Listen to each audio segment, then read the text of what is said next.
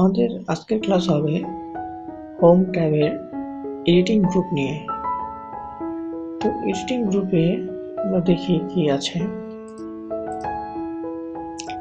তো এখানে দেখুন এডিটিং গ্রুপ, এখানে দেখতে পাচ্ছি যে এখানে কিছু অটো সাম আছে, ফিল আছে, ক্লিয়ার আছে, sort and filter, find and selection. তো অটো সাম এটা অপশনগুলো দেখে নিই।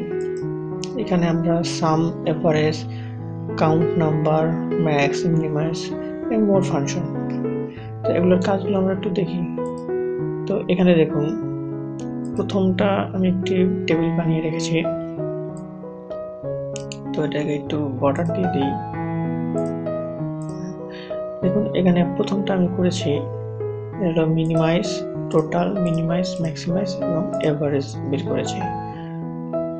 এখন দ্বিতীয়টা আমি বের করব। দেখুন কিভাবে বের করছি। টোটাল বের করতে হলে আমাদের এখান থেকে সামের সূত্র ইউজ করতে হবে। আমরা শুধু সামে ক্লিক করব, অটোমেটিকলি এখান থেকে F11 থেকে কি J11 সিলেক্ট হয়েছে। এখানে দেখুন লেখা আছে F11 ক্লোন J11। এখন এটা আমরা ওকে করে দেব। এভারেজে 400 চলে আসছে। এখন মিনিমাইজ, এখন মিনিমাম বের করতে হলে মানে রোহান এই কয়েকটা সাবজেক্টের সবচেয়ে কম নাম্বার কোথায়, কোনটাতে পেয়েছে সেটা বের করতে হলে আমরা এখানে যাব। এখানে দেখে মিন লেখা আছে, জাস্ট মিনে ক্লিক করব। নিচে এসে চলে আসবে এখানে এবং শিফট চেপে ধরে F11 থেকে আমরা J11 সিলেক্ট করে দেব, তারপরে ওকে দিয়ে দেব। আমাদের রেজাল্ট চলে আসবে। সেমভাবে ম্যাক্সিমামের ক্ষেত্রেও আমরা এভাবে করতে পারি। এখানে ম্যাক্সিমাম ক্লিক করব, তো মাউস কার্সরটা এখানে ক্লিক করব একটা, আর শিফট চেপে ধরে এখানে ক্লিক করব, তাহলে আমাদের সিলেকশন হয়ে যাবে। এখন আমরা ওকে করে দেব। ওকে করে দিলে আমাদের রেজাল্ট বের হয়ে যাবে।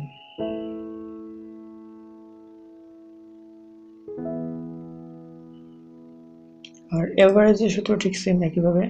এখানে শুধু এভারেজ ক্লিক করব, দেন এখানে ক্লিক করব মাউস দিয়ে এবং শিফট চেপে ধরে J11 এ ক্লিক করব, সিলেক্ট হয়ে যাবে, ওকে করে দেব, রেজাল্ট বের হয়ে যাবে।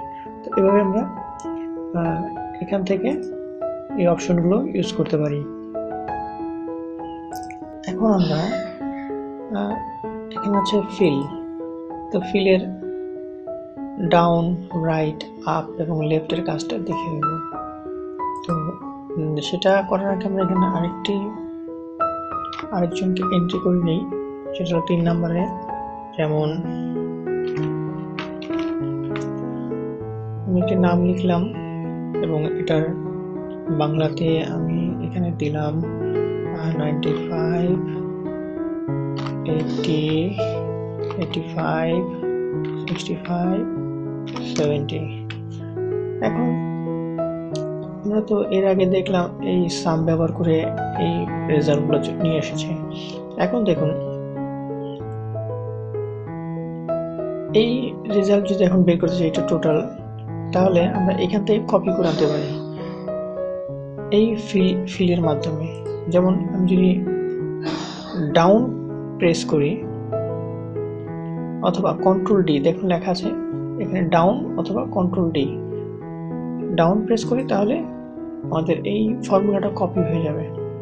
দেখুন এখানে উপরে নেম ফর্মুলা বারে দেখুন F12 থেকে J12 পর্যন্ত সিলেক্ট হয়ে গেছে। আর উপরেরটা দেখুন F11 থেকে J11, মানে এটা 11, এটা 12। তো অটোমেটিকলি তার ফাংশন কপি করে নিয়েছে। সেম ভাবে এটাও করতে হলে এখান থেকে ডাউন করে নেব, তাহলে উপরেরটা কপি হয়ে যাবে। উপরের যে এক্সাক্ট কপি হয় না, এই রোটা উপরে যে ফর্মুলাটা কপি করে নিয়ে নেবে এভাবে, অথবা কন্ট্রোল ডি চাপ দিলেও আমরা নাম্বার পেয়ে যাব। তো এভাবে আমাদের রেজাল্ট শর্টকাটে আমরা করে নিতে পারি। আর এখানে রাইট লেফট এটার কাজও সেম। ধরুন এখানে যদি সাম এভারেজ করতে চাই, এখানে আরেকটা নিতে চাই, তাহলে আমরা রাইট দিব, তাহলে এটার এভারেজ চলে আসবে। এভারেজ হলে G12 থেকে K12, G12 থেকে K12 এভারেজ চলে আসছে। তো এইভাবে আমরা এই ফিল অপশন থেকে রাইট, ডাউন, রাইট, আপ এবং লেফট নিতে পারি। আপের কাজটা হলো দেখাচ্ছি এখানে। ধরুন এখানে আমি এটা ডিলিট হয়ে গেছে বা এখানে করিনি, নিচেরটা আমার ফর্মুলা দেওয়া হয়েছে। তো সেম ফর্মুলা যদি আমি এটাও আমি ডিলিট করে দিচ্ছি, এই ফর্মুলা যদি আমাদের প্রয়োজন হয় সেম ফর্মুলা, তাহলে এখান থেকে আপ করে দেব, তাহলে দেখুন ফর্মুলা কপি হয়ে গেছে এবং রেজাল্ট বের হয়ে গেছে। তো এই ফিলের মাধ্যমে আমরা এই ফর্মুলা কপি করতে পারি। তো এখন আমরা দেখব এই শর্ট অ্যান্ড ফিল্টারের কাজগুলো। এখানে দেখুন আমি লিখেছি, এখানে কিছু নাম লিখেছি আমি সিরিয়াল অনুযায়ী, মানে ABCD অনুযায়ী। আবার এখানে আমি সেই নামই লিখেছি এলোমেলো করে। তো এই এলোমেলো যদি নাম আমরা লেখা থাকে আমাদের বা লেখা হয়, সেই এলোমেলো নামকে যদি আমরা শর্ট A to Z করতে যাই, তাহলে এখান থেকে সিলেকশন করে সেই লেখাগুলোকে সিলেকশন করে এখান থেকে A to Z ক্লিক করলে দেখুন এই লেখা আর এই লেখা সেম হয়ে থাকে। A to Z মানে ABCDEFG হিসেবে আমাদের নামগুলো চলে আসছে। এখানে আমি যদি এখান থেকে Z to A দিয়ে ক্লিক করি, তাহলে আমাদের শেষের থেকে আসবে ABCDEFGFEDCBA, মানে উল্টো হয়ে গেছে। আর ফিল্টারের কাজ হলো ফিল্টার করা। যেমন এখানে আমরা ফিল্টার ইউজ করতে পারি, যেখানে ফিল্টার ইউজ করি তাহলে ফিল্টার এভাবে আসবে এবং নামগুলো চলে আসবে। এখান থেকে আমরা যে নাম ফিল্টারিং করতে চাই, আব্দুলটা আমি মুছে রাখতে চাই, মুছে ফেলতে চাই, আর এই ডিনু মুছে ফেলতে চাই, মানে হিডেন করতে চাই, তাহলে এই দুইটা চলে যাবে। এখান থেকে ফিল্টারিং হয়ে চলে আসছে। এখন যদি আবার এখান থেকে আনতে চাই, ক্লিক করে দেব, চলে আসবে।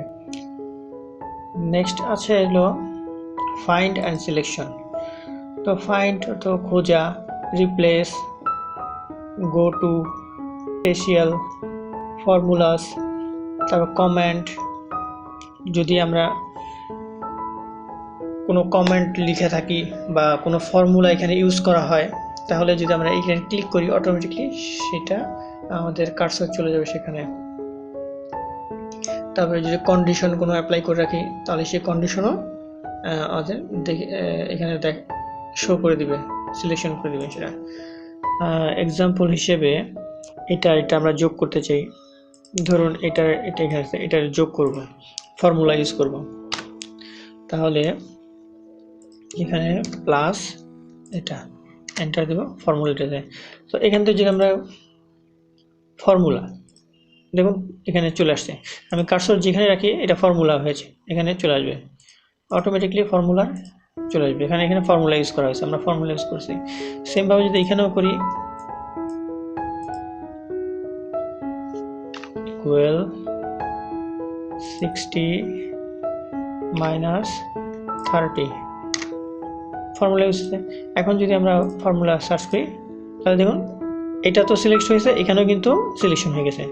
যে কটা ফর্মুলা যেখানে ফর্মুলা ইউজ করা হবে আমরা সার্চ করতে চাই, তাহলে এইভাবে আমরা ফর্মুলা ফাইন্ড করলে ফর্মুলা দেখে দেবে যে এখানে ফর্মুলা ইউজ করা হয়েছে। সেমভাবে আমরা যদি কমেন্ট যদি কোথাও করি তাহলে কমেন্ট এখানে চলে আসবে, দেখা দিবে। তারপরে কন্ডিশনাল ফরম্যাটিং যদি অ্যাপ্লাই করি, যেমন এর আগের ক্লাসে আমরা স্টাইল থেকে কন্ডিশনাল দিয়েছিলাম, তো এগুলো যদি অ্যাপ্লাই করা হয় কোনো ডকুমেন্টে তাহলে আমরা এটা ফাইন্ড করতে পারি।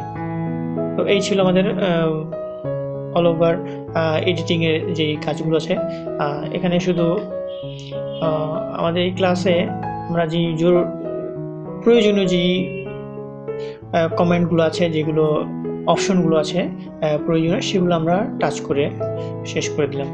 তো এগুলো অবশ্যই প্র্যাকটিস করবেন।